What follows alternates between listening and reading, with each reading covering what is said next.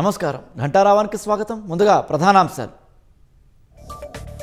రాజేంద్రనగర్లో ఉద్యాన వర్సిటీలో వ్యవసాయ శాఖ మంత్రి పర్యటన, పలు అభివృద్ధి పనులకు శంకుస్థాపన చేసిన తుమ్మల.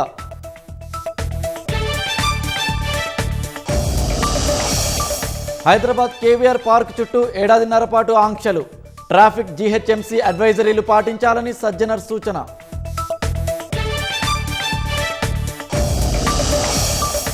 లారీ ట్రక్కు ఢీకొని 8 మంది కార్మికులు మృతి, మధ్యప్రదేశ్లోని బింద్ జిల్లాలో ప్రమాదం.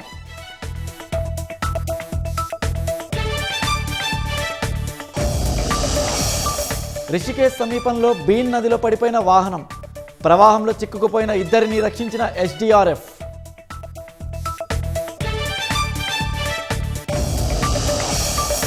దక్షిణ ఫిలిప్పీన్స్లోని వర్సిటీలో కాల్పుల కలకలం, తోటి విద్యార్థిని కాల్చిన తర్వాత యువకుడి ఆత్మహత్య.